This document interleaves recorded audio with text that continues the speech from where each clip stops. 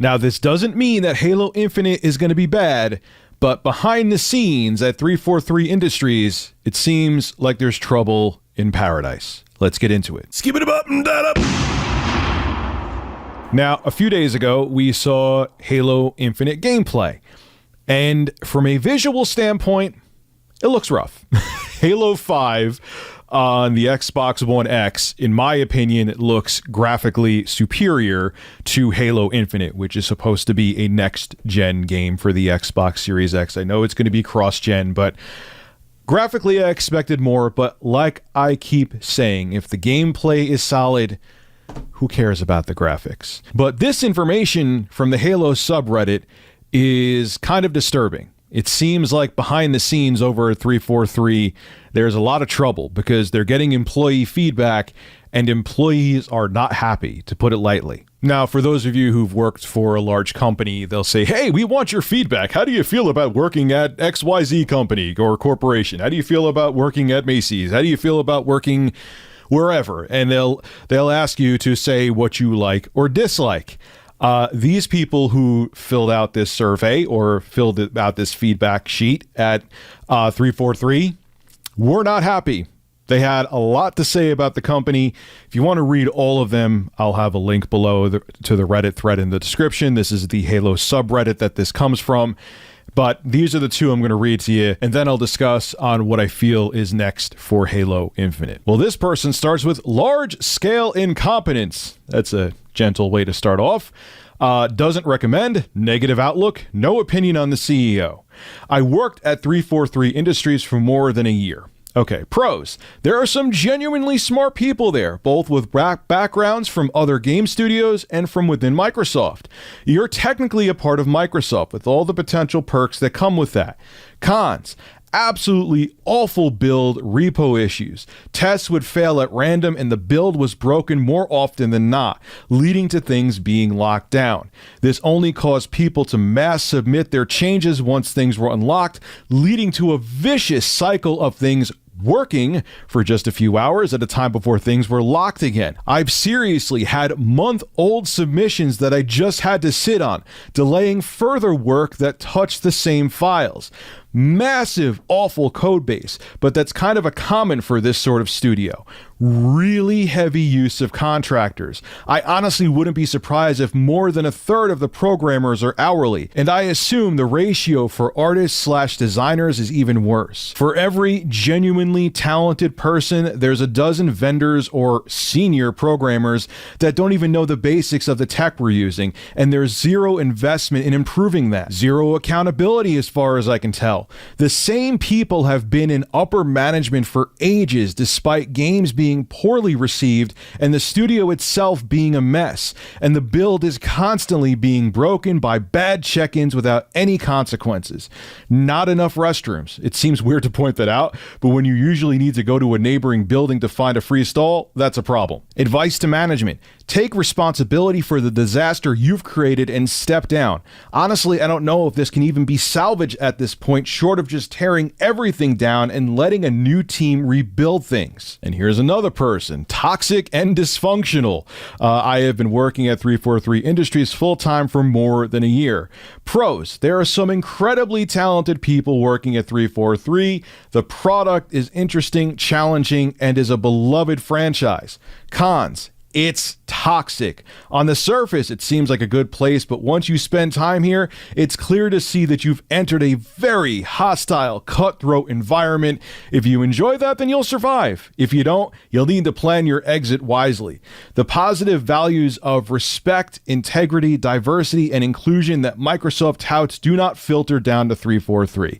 I've never worked in such a toxic, aggressive environment before, and am astounded that it has become this bad. Think twice about this place. Advice to management.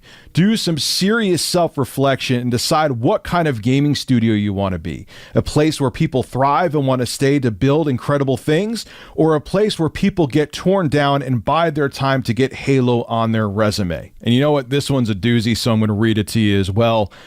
This is a 343 Industries employee that worked there for less than a year. Now, keep in mind as I read this, you got to understand that sometimes the people that come forward and complain, may just be that they weren't doing their jobs properly and they're looking to come forward for spite. But we'll talk more about that in a second.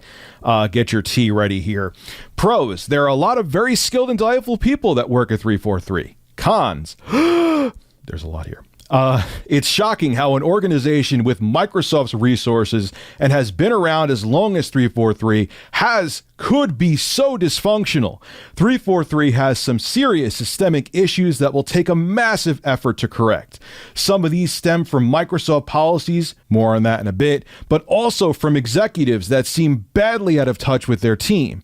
It definitely feels as though the higher-ups at 343 don't understand how their studio is doing in a day-to-day operation, and worse, seems concerned only with pleasing their superiors at Microsoft corporate instead of being advocates for the studio and its workers. This means not pushing back on unreasonable deadlines or demands from corporate. The obvious primary cause for many of 343's problems lies with its over-reliance on contractual labor. As others have mentioned, this appears to be a policy within all of Microsoft, but is especially damaging to a game studio. Firstly, there's a lack of continuity, which is a recipe for a bloated, hacked-together project, as devs have to quickly learn systems that were created or modified by their predecessors, most of whom which no longer work at the company, and to make hasty changes as they only have 18 months or less to get their work done. Second, as others have mentioned, there is nothing more detrimental to morale or work ethics than a lack of investment, as many devs won't be seeing the project they're working on through to the end. And since so few contractors are converted, it's easy to see how, in combination with the first point, how this might lead to bad habits. Expendency is overfavored at the expense of sustainability. Speaking of, there's the tech debt, which is probably better summarized as technical bankruptcy.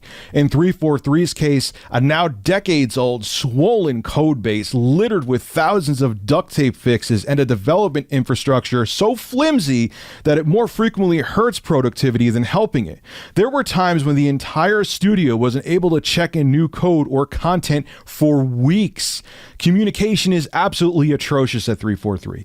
The primary channel for communicating to folks is email, which also gets populated with hundreds of automated messages a day, creating a terrible signal-to-noise ratio, and as such, many people will just never respond to it. Without any quality options as official policy, it meant that if you want to get in touch with someone, you had to find out what means or service they do use, and everyone uses different things.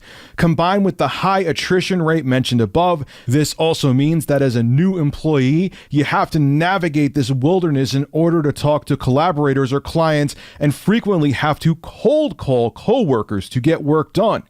Crunch. An overcrowded and noisy work environment. If you're someone who has difficulty working with people constantly moving around your workspace or have trouble focusing with loud ambient noise, good luck. Advice to management. Teams get better the longer they stay together.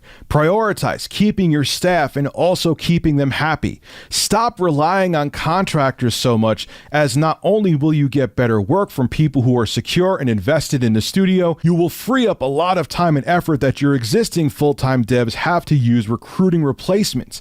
Conduct exit interviews for all employees and find out what things are ailing your organization. Make long-term investments into getting your code base and infrastructure right so that they are durable, easily extensible, and conducive to good practices rather than patchwork development.